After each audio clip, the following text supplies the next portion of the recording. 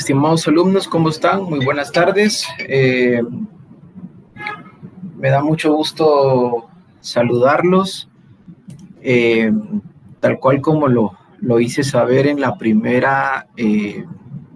sesión que tuvimos, en la cual tuvimos oportunidad de interactuar y de resolver algunas dudas. Algunas clases van a ser pregrabadas como esta, que la estoy grabando hoy mismo, que ustedes la van a tener a disposición en el horario del curso, para que ustedes la puedan reproducir ya sea de 7 a 8, que es el horario que está establecido, o bien en el momento en que ustedes dispongan de tiempo. Yo la voy a subir a la plataforma para que ustedes tengan acceso a la misma. Y de igual forma reitero a quienes no tuvieron la oportunidad de participar en la sesión anterior, manifesté que todas las clases, tanto estas que van a ser pregrabadas como las que vamos a tener la oportunidad de hacerlas en vivo, van a estar grabadas y cualquiera de ustedes me las puede solicitar para efectos de repasar para sus estudios de los parciales y finales, o bien si por alguna circunstancia laboral o médica no pudieron entrar a la clase y quieren ponerse al día. Entonces, en ese sentido, siempre las clases van a estar a disposición de ustedes. Agradezco nuevamente la comprensión. Estoy un poco mejor,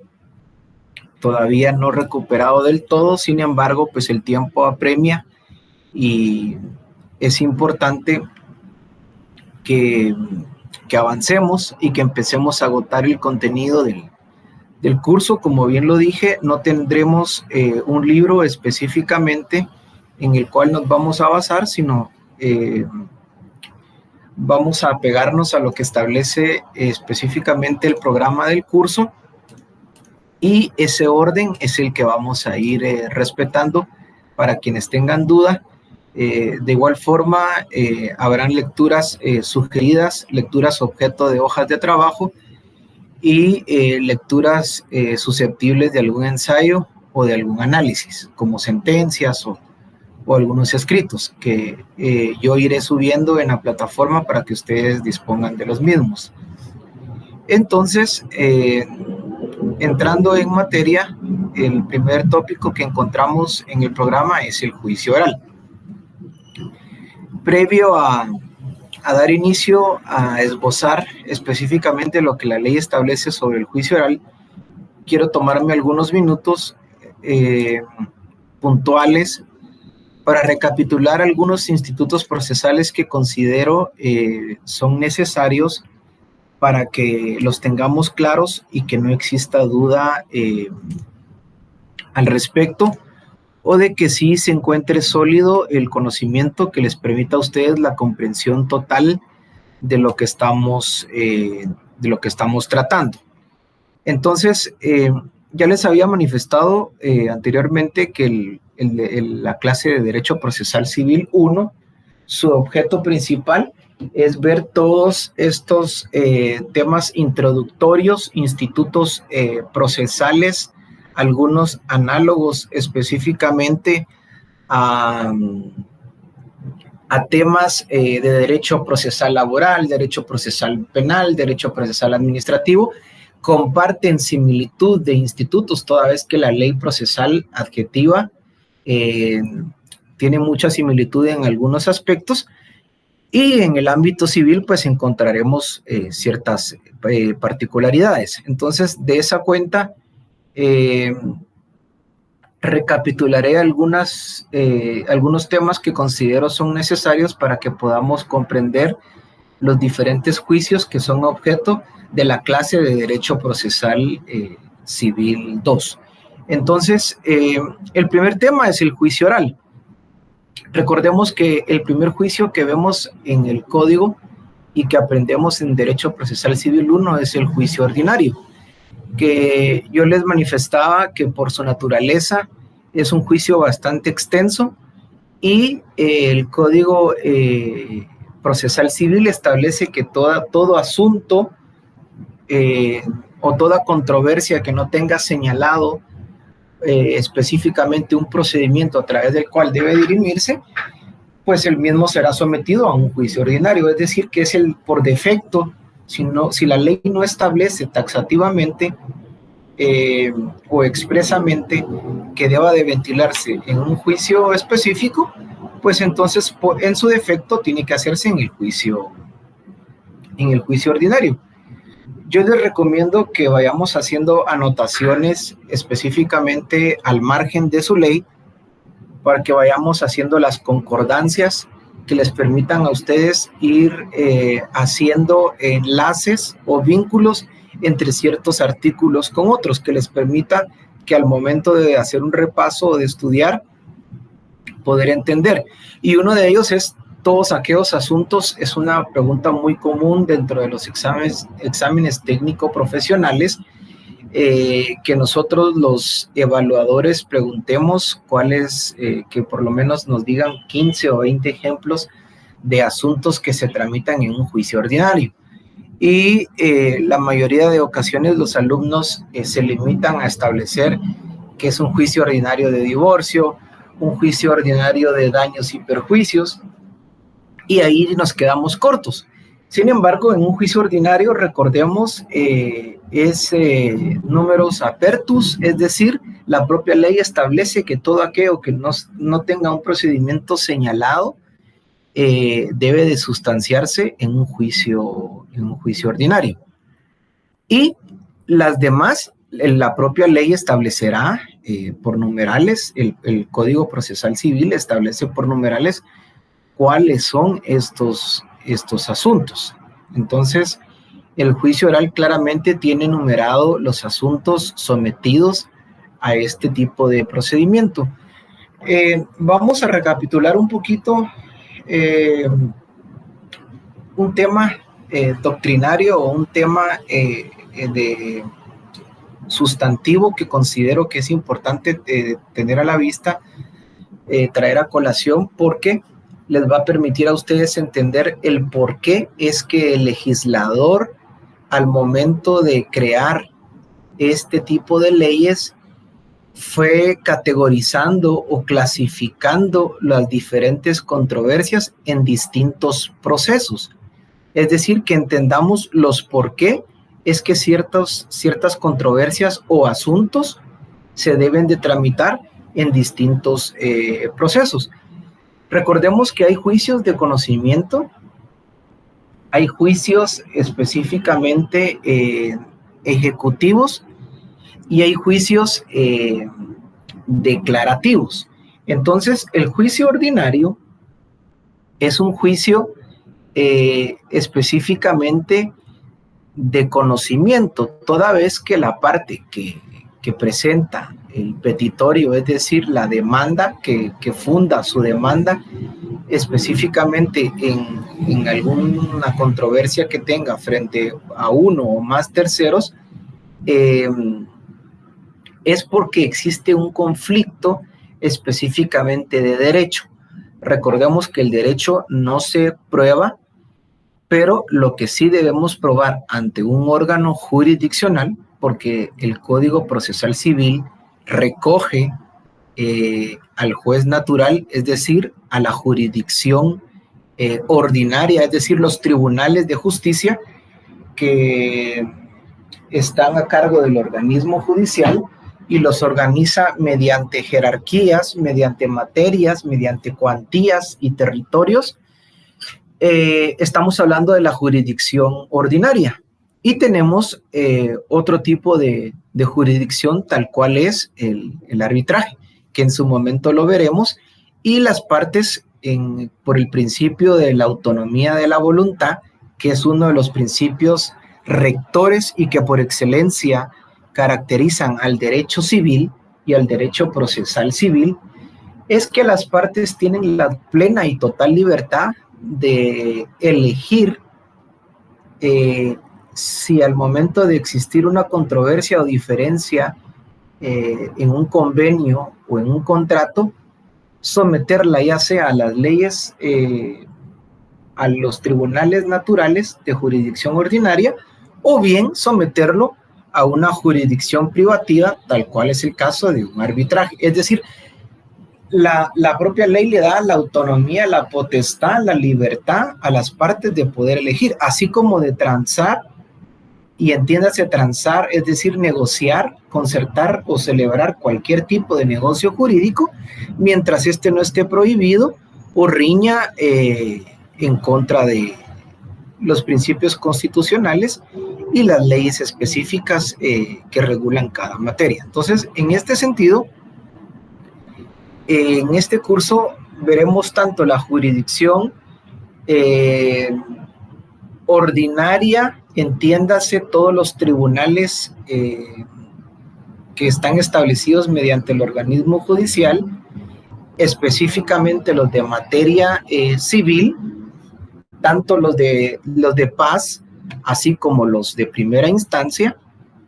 y los de alzada en segunda instancia, porque esto es el objeto del curso. Entonces, de esta forma, la propia ley, el legislador, recordemos que al momento de emitir una ley siempre hay una exposición de motivos en los cuales justifican la necesidad de recoger y de digamos, condensar las distintas diferencias o controversias que pueden llevarse a cabo dentro de una sociedad. Recordemos aquella definición básica y genérica de qué es el derecho. Es el conjunto de normas o reglas, las cuales establecen lineamientos específicos para la convivencia de los ciudadanos o de los habitantes o de los seres humanos entre sí, y poner límites específicamente de los derechos de un conglomerado social, siendo muy básico, siendo muy burdo en cuanto a la definición. Entonces, en ese sentido, el legislador le es imposible poderse adelantar a, digamos, determinar o proyectar en el tiempo a futuro todas las controversias que van a surgir. En ese entonces, al momento de la creación específicamente del decreto ley 107, que es el Código Procesal Civil y Mercantil, existían ciertas controversias que hoy persisten, permeadas con algunas diferencias, y hay otras que ya han evolucionado, de tal cuenta que han hecho necesario la creación de otro tipo de leyes especiales que recojan o que formulen específicamente este tipo de circunstancias. Y hay otras que siguen vigentes, mas no son positivas, es decir, la ley del inquilinato y muchas otras leyes que han quedado en desuso. Sin embargo, siguen vigentes, no han sido expulsadas del ordenamiento jurídico guatemalteco. Entonces, debemos de entender y debemos de quitarnos cierta mentalidad legalista en cuanto a que el Código Procesal Civil y Mercantil recoge todo lo que en materia civil va a existir, y no es así. Recordemos que hay leyes conexas, leyes específicas, de igual forma de materia civil, que regulan y que por ende tenemos como complemento que estudiarlas, que analizarlas para poder comprender ciertas figuras. Entonces, el juicio ordinario es de conocimiento porque la parte que se considera específicamente perjudicada, agraviada o en desventaja, ya sea por un acto de hacer o un acto de no hacer de uno o más terceros que le está perjudicando, pues entonces somete ante un juez competente esta controversia a través de una demanda específicamente, que es un escrito que tiene que llenar los requisitos que establece el cierto artículo del Código Procesal Civil y Mercantil, para que sea un juez el que conozca específicamente el problema legal que se está dando. Reitero, el derecho no se prueba, lo que se prueba específicamente es que el derecho me asiste a mí como la parte actora o si le asiste a la parte demandada, porque la parte demandada también por principio de defensa tendrá la oportunidad de oponerse o de asumir cualquiera de las actitudes procesales que establece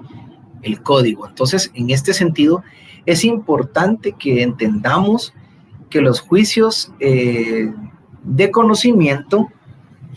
el derecho aún no ha sido declarado. El derecho existe porque está en ley, lo fundamos a través de un título y ya veremos los diferentes títulos por los cuales podemos fundar nuestra demanda o nuestro escrito o petitorio,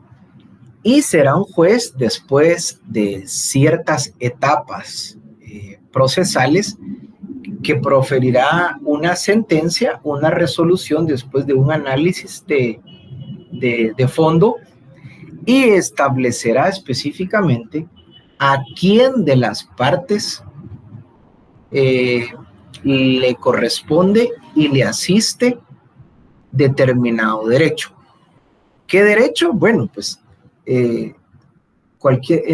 pensemos en cualquier negocio jurídico, una compraventa, un arrendamiento, un contrato específicamente de participación, un contrato de depósito,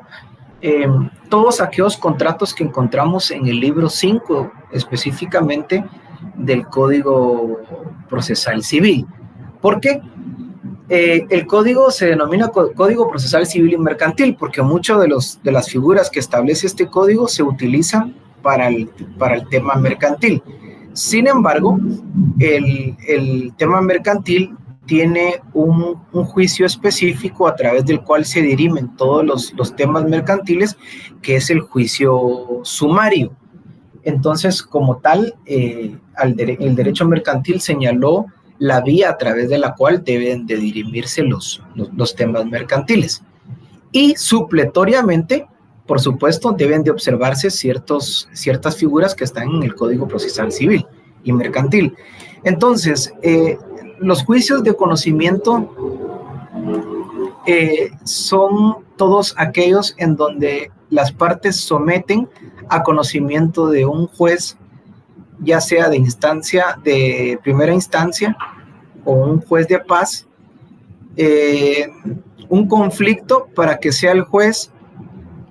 quien mediante la sustanciación de ciertas fases decida a quién de las partes específicamente le asiste un derecho y coercitivamente imponga la obligación de hacer o no hacer, profiriendo una sentencia en ese sentido, es decir, con lugar la demanda, si en dado caso le da la razón al actor, y al momento de proferir una sentencia, sigue el orden de los petitorios. Por eso es importante que vayamos haciendo ciertas conexiones, porque cuando hacemos un escrito, un memorial, y hacemos 10 peticiones, normalmente la sentencia se pronuncia sobre las 10 peticiones. Es decir, en la petición 1 es que se declare con lugar, que se forme el expediente respectivo y que se declare con lugar la presente demanda. Recordemos que hay peticiones de forma y hay peticiones de fondo. Entonces, las de forma específicamente son las que califican al momento de la admisibilidad de una demanda. Normalmente lo hace un oficial y revisa cuestiones puramente de forma. Y las cuestiones de fondo son las que resuelve un juez previo proyecto de sentencia que le somete un oficial, y en el orden en cómo está el petitorio de fondo, así será el orden en cómo se va emitiendo la sentencia. Es decir, Si se pide en el memorial de demanda que se declare con lugar la demanda, pues entonces el primer numeral romano será este juzgador considera declarar con lugar la presente demanda. Si el petitorio 2 es que se declare que el señor tal cometió específicamente tal acción o que incumplió contractualmente con la cláusula número 4 del contrato celebrado entre tal persona y tal persona de fecha tal, entonces la sentencia en su punto 2 se declara que el señor tal incumplió específicamente con tal cláusula y así sucesivamente. Es decir, tiene que haber un orden coherente entre la solicitud que hace la parte actora y la parte demandada con la resolución de la sentencia, es decir, los temas específicamente de fondo. Entonces, los juicios de conocimiento es el juicio ordinario, es el juicio oral, es el juicio sumario. ¿Por qué? Porque el derecho existe, mas no sabemos a qué sujeto procesal le pertenece por ley, porque todo tiene que ser fundamentado en ley. Entonces, el derecho existe, repito, el cual se encuentra dentro de un título. Ya veremos los diferentes títulos en los que se funda cada proceso. El derecho está, mas no sabemos específicamente a quién le asiste. Entonces, de esa cuenta es el juez, al momento de someter esta controversia, quien tiene que decidir mediante todas las fases o etapas del proceso. Distinto es los juicios de ejecución, y los veremos también, que son los más comunes, y es la parte medular específicamente de este curso, los juicios de ejecución, porque son los más comunes que se dan en la praxis de nuestro ejercicio profesional y que ustedes se enfrentarán como futuros abogados y abogadas y profesionales del derecho. ¿Por qué distinto? Porque los juicios de ejecución ya tenemos declarado a quién le asiste un derecho. Lo que ocurrió es que la parte sentenciada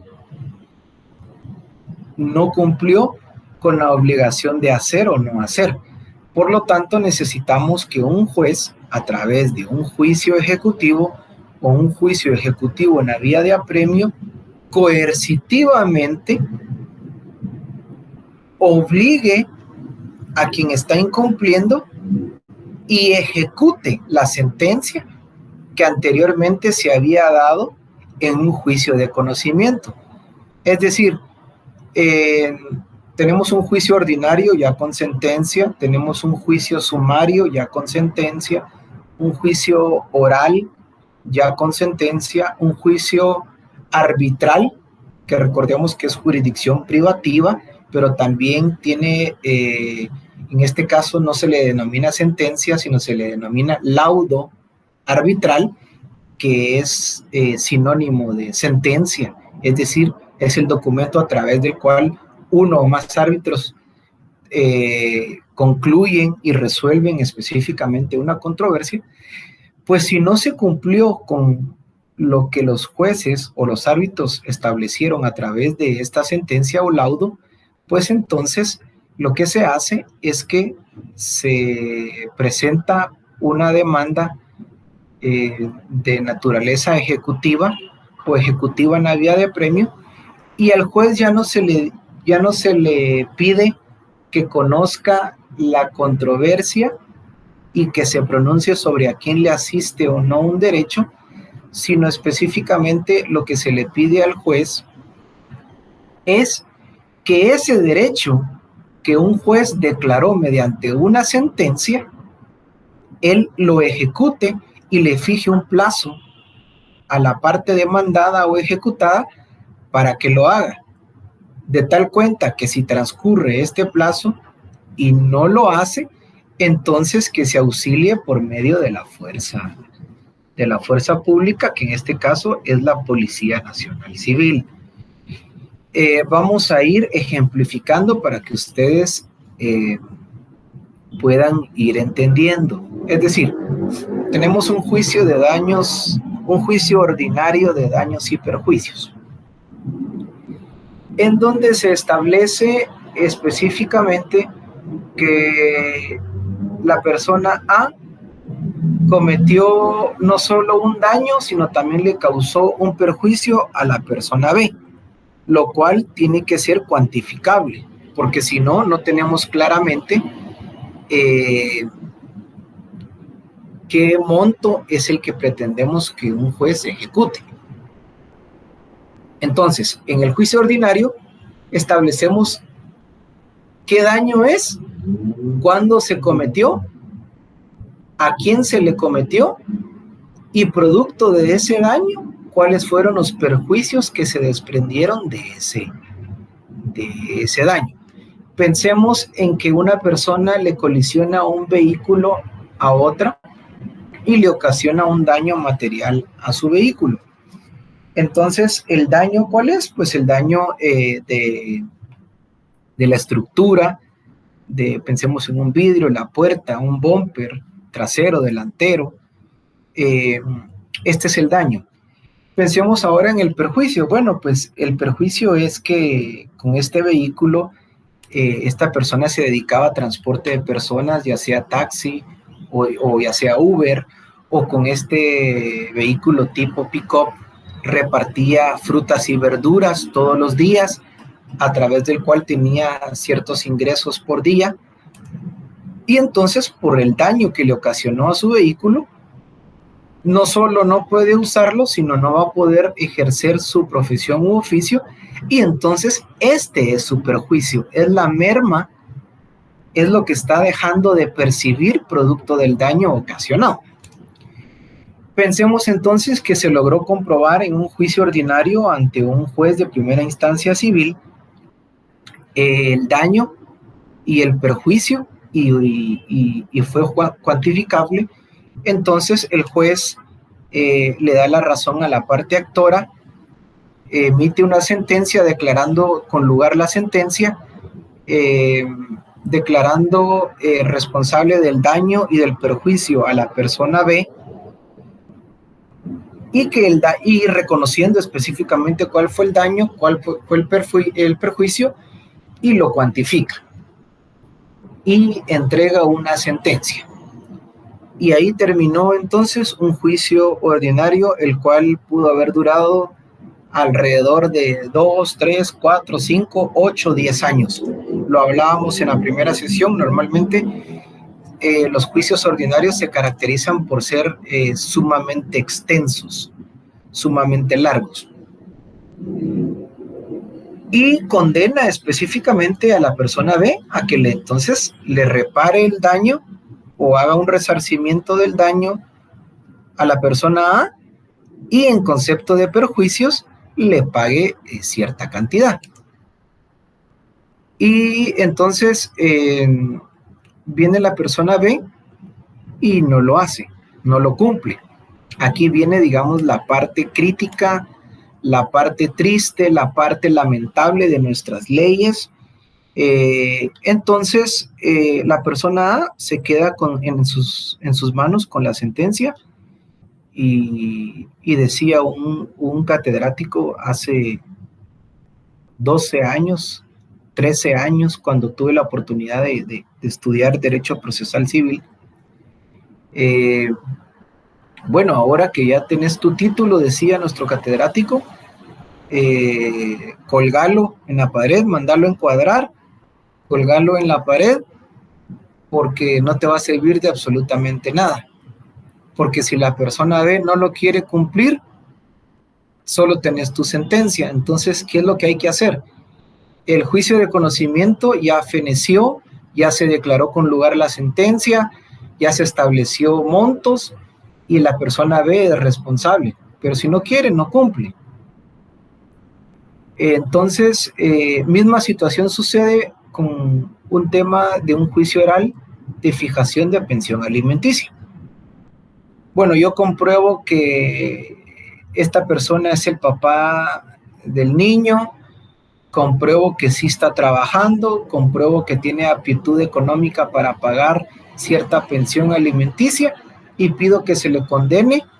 al pago de 1,000 quetzales mensuales. Y el juez de primera instancia, a través de un juicio oral,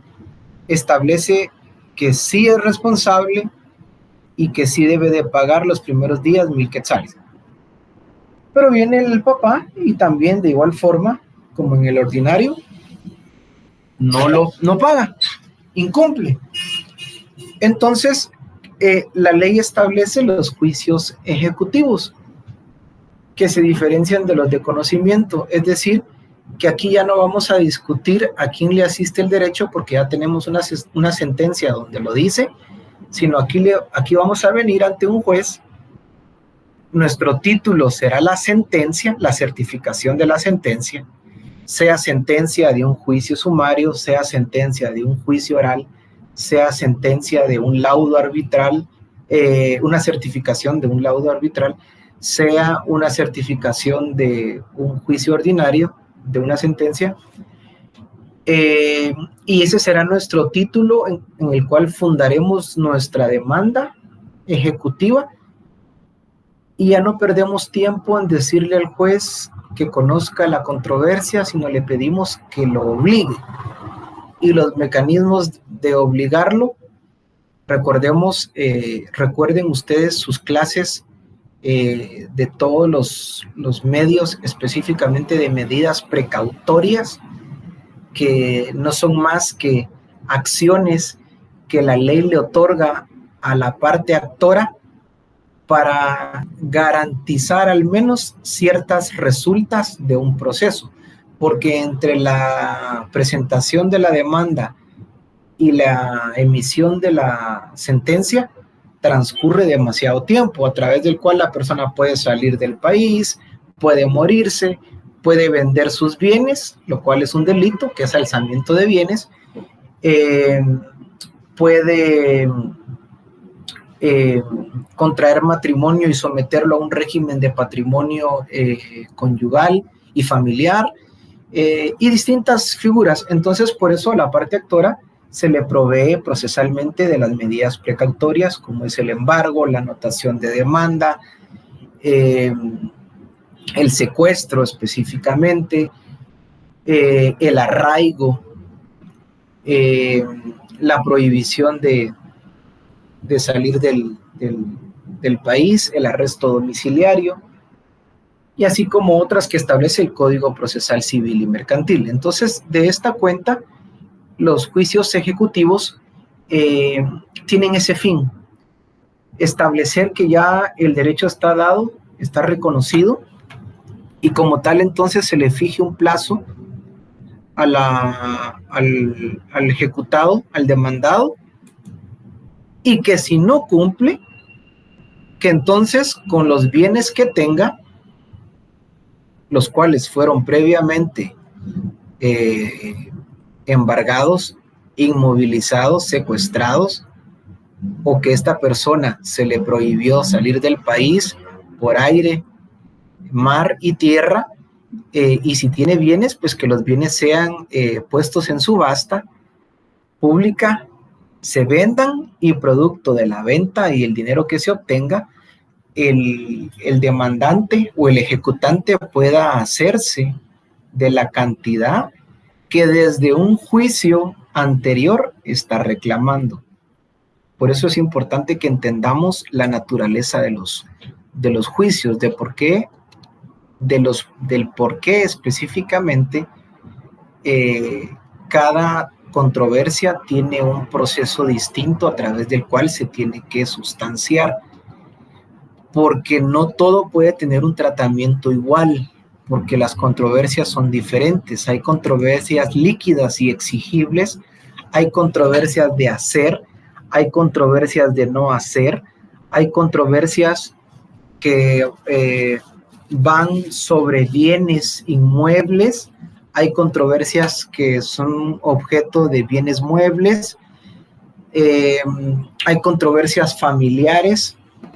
controversias específicamente de sucesión hereditaria, y así podemos ir enumerando los distintos conflictos que pueden de alguna forma motivar una demanda. Entonces, sí quería tomarme el tiempo para establecer esta diferencia para que ustedes puedan comprender que todo tiene un porqué. Y el Código Procesal Civil y Mercantil es uno de los códigos más ordenados y estructurados que existen, distinto de un código de trabajo que es desordenado e incompleto, distinto de un código penal, distinto de un código, digamos, municipal, que el legislador fue difuso, ambiguo, dejó temas incompletos y que por lo tanto son susceptibles más adelante de reformas, ya sea por derogación, por ampliación o por modificación. El Código Procesal Civil y Mercantil es muy completo, repito, no recoge todo lo que en el día a día se da, y de esa cuenta, por eso existen otras figuras como los métodos alternos de resolución de conflictos que el propio organismo judicial ha puesto a disposición de todos los usuarios, que previo a judicializar en la jurisdicción, digamos, ordinaria de Guatemala, de los tribunales, puedan acudir a un centro de mediación para que puedan llegar a cabo una mediación y puedan establecer concesiones recíprocas y someter algún conflicto y poder llegar a un punto medio y a un acuerdo. Y también hay otros mecanismos que por su importancia y lo gravoso y significativo que son tanto para la sociedad como para los particulares, pues ni siquiera son civiles, sino son penales, porque ya existe una afectación más fuerte y por ende, pues entonces ya la responsabilidad ya no solamente es civil, sino específicamente ya hablamos de responsabilidad penal, que inclusive podría llegar a ser tan trascendental que se tendrá que privar de la libertad a un sujeto por la comisión de un hecho reconocido como un ilícito. Entonces, es importante que tengamos en cuenta estas diferencias, lo veremos uno a uno. Repito, los juicios de conocimiento es el juicio ordinario, el juicio sumario, el juicio oral, y los de ejecución es el juicio ejecutivo común, se le denomina juicio ejecutivo común, y está el juicio ejecutivo en la vía de apremio, que su diferencia es los títulos en los cuales se funda. Es importante también tener en cuenta figuras procesales que tenemos que tener muy, muy claras, y en la próxima clase, la del viernes, que sí tendremos la intermediación y la dinámica de poderlo hacer en vivo, que podamos discutir para yo poder hacer una medición de cómo están sus conocimientos en cuanto a temas específicamente genéricos como la demanda, el emplazamiento, la conciliación dentro de un juicio, la contestación de la demanda, interposición de excepciones,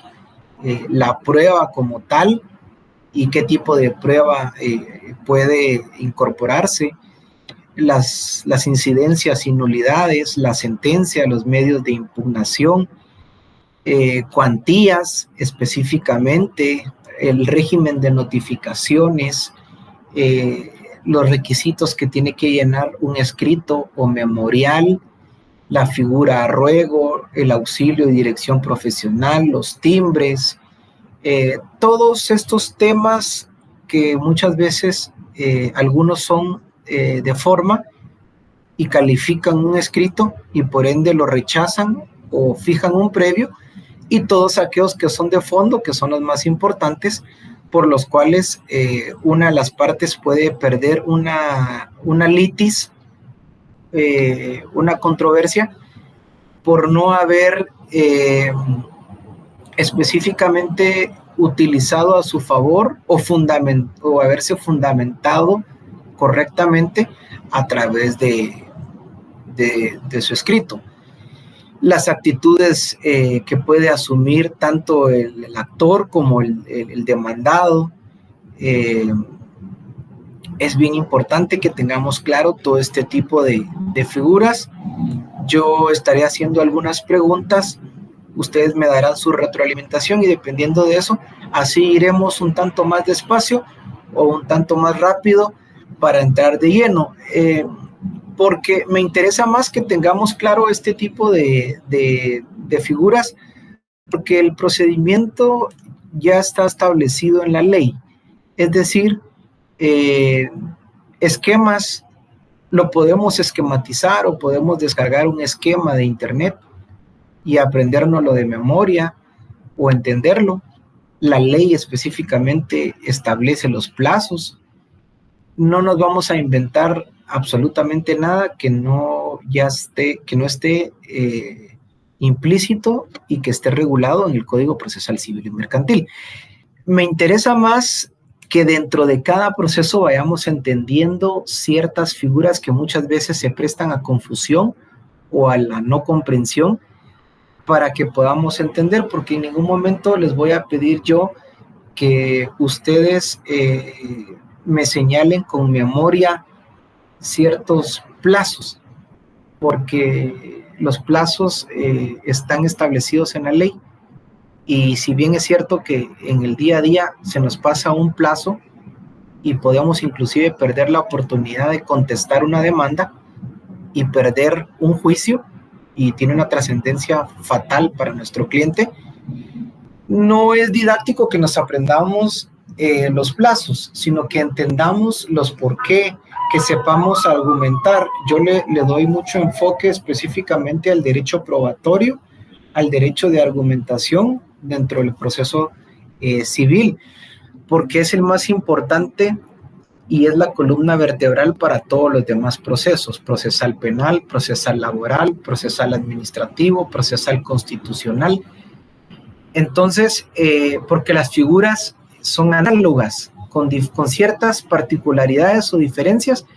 pero el emplazamiento, la figura es la misma, el régimen de notificación es el mismo, las nulidades son las mismas, las incidencias son las mismas, los medios de impugnación no en todas las materias son los mismos, pero sí son similares en la mayoría de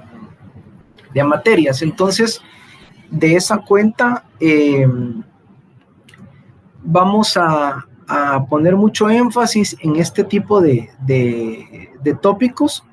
de cómo están ustedes, qué tan fuerte tienen esta información, y si no, pues con mucho gusto la recapitulamos, nos tomamos el tiempo necesario para yo podérselas explicar y ir viendo cada proceso, porque digamos, en cada artículo dice las controversias o los títulos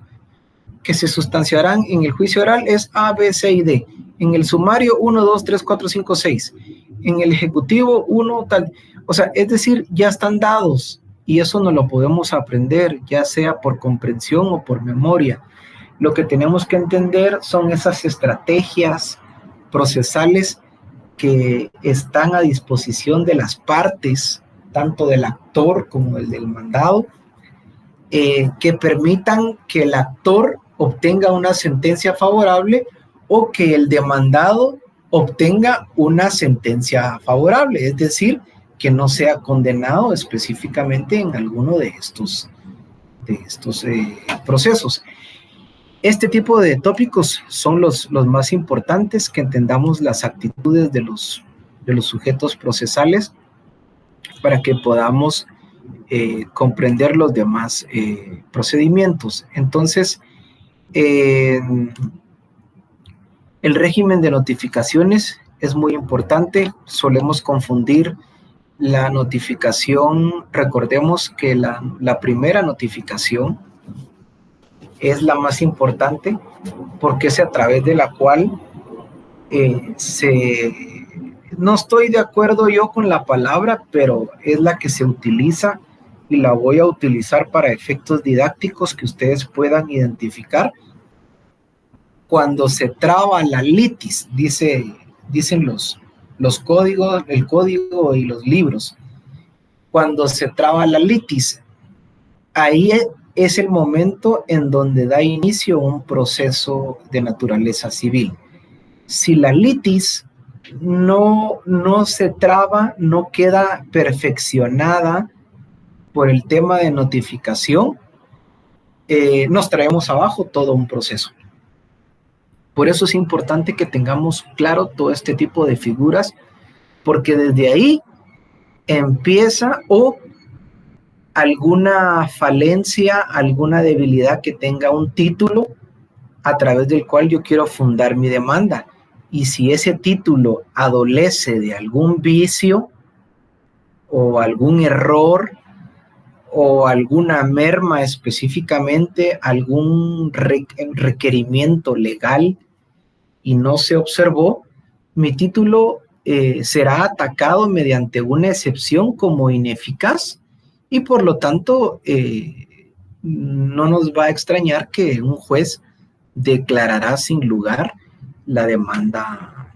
planteada. Entonces es importante que tengamos en cuenta ese tipo de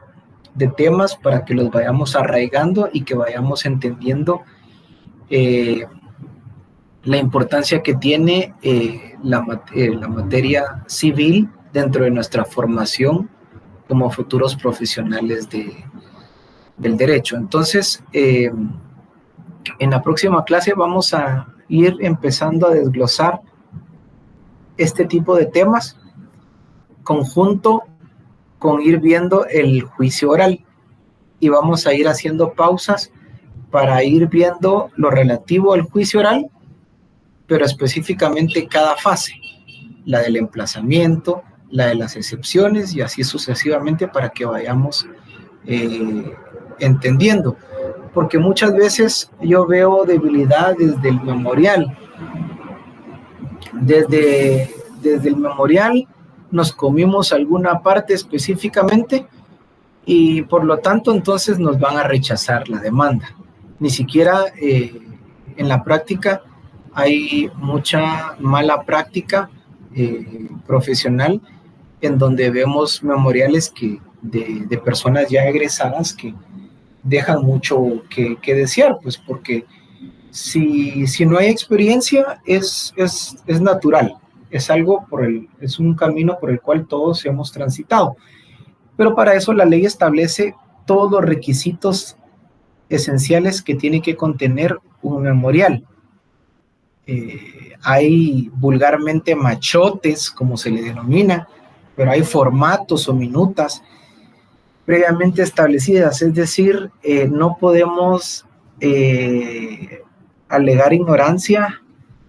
y hay errores que definitivamente pues se cometen y que vemos mucho en la práctica, que se dedica a penal, se dedica a laboral, y el que se dedica a laboral a civil, civil administrativo, tributario, constitucional, y quieren ser todólogos, y por eso sacrifican ciertos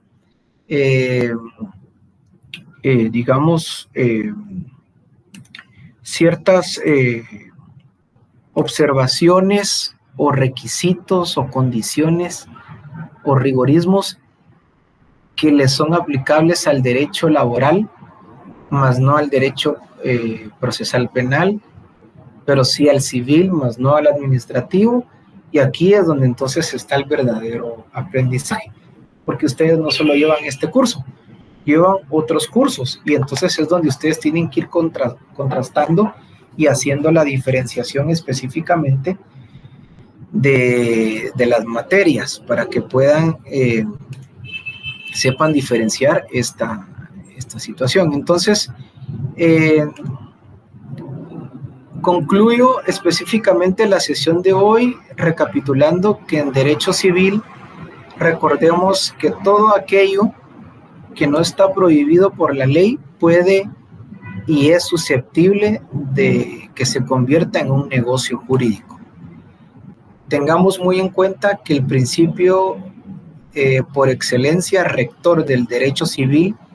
es la autonomía de la voluntad. Como ciudadanos, como seres humanos, como particulares, o como algún consorcio, algún corporativo, sociedad, si adopta una figura mercantil, puede dedicarse a cualquier giro comercial que no esté prohibido por la ley. Y en derecho civil específicamente, el legislador estableció que la autonomía de la voluntad le permite a las partes negociar todo lo que de verdad se les pueda ocurrir. Cualquier cosa, salvo que la ley lo prohíba, o que la ley lo limite, o que la ley pida específicamente alguna formalidad que deba de observarse. Ejemplo, como son los temas registrales que deben de formalizarse en escritura pública, o bien que tienen que ser ante un notario para que dé fe pública, si no, no se considera específicamente que nació a la vida jurídica por haber sido utilizado una figura incorrecta. Pero salvo este tipo de formalidades que la propia ley señala, y no nos las tenemos que inventar, sino la propia ley la señala, pues en derecho civil podemos negociar con los particulares, con uno o más, cualquier acto o contrato que se nos pueda ocurrir. Y entonces aquí es donde, dependiendo de qué es lo que nosotros hagamos o formalicemos, al momento de que sea incumplido, o que sea cumplido de más o de menos, o que se haya hecho o no se haya hecho, o se esté haciendo, pero no tal cual como se estableció en el contrato, recordémonos que según la jerarquía y la pirámide de Kelsen, recordemos y regresemos a nuestro primer y segundo semestre, Introducción al Derecho, cuando nos enseñaron nuestra pirámide de Kelsen, y tenemos específicamente una estratificación y una jerarquía. Recordemos que en la pirámide, en la cúspide, encontramos cierta normativa, y en la base otro tipo de normativa, y que los contratos son considerados ley entre las partes, y que supletoriamente lo que no esté contemplado dentro de un contrato, nos debemos de ir al Código Procesal Civil y Mercantil o alguna ley especial en materia civil que nos pueda dar luz y nos pueda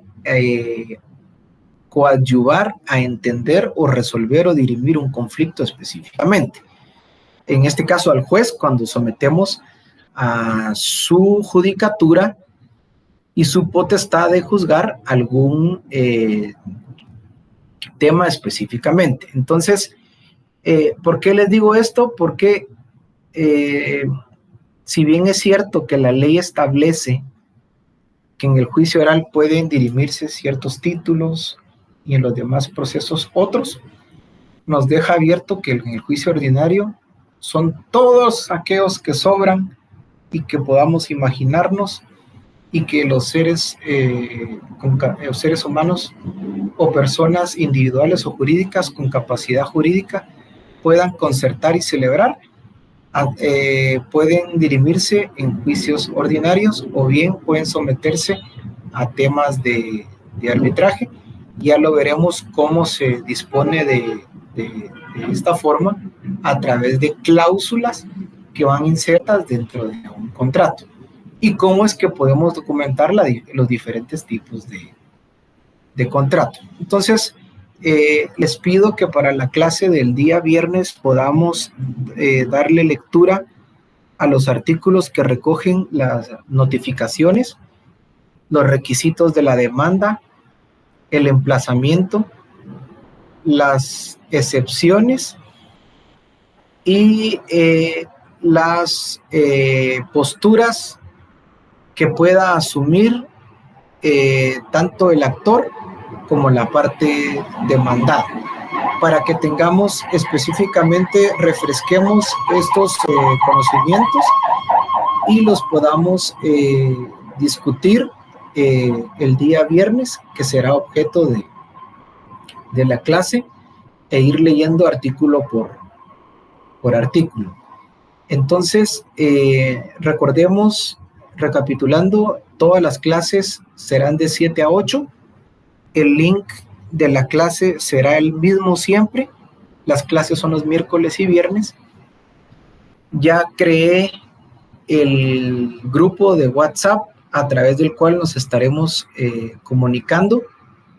cuando no habrá clase, tal cual como la anterior. Se los haré saber yo o a través de algún compañero o compañera, y cuando tenga alguna situación que me impida específicamente en el horario de la clase poderles impartir la clase en tiempo real, pues lo estaré haciendo como con este método, de una forma pregrabada. Hoy miércoles lo estoy grabando, porque en la noche tengo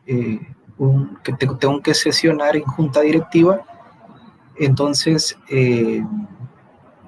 por supuesto que mediante mecanismos digitales, porque no estoy todavía al 100% en la capacidad de salud de poderme desempeñar normalmente en las labores, pero ya estoy un poco mejor. Entonces,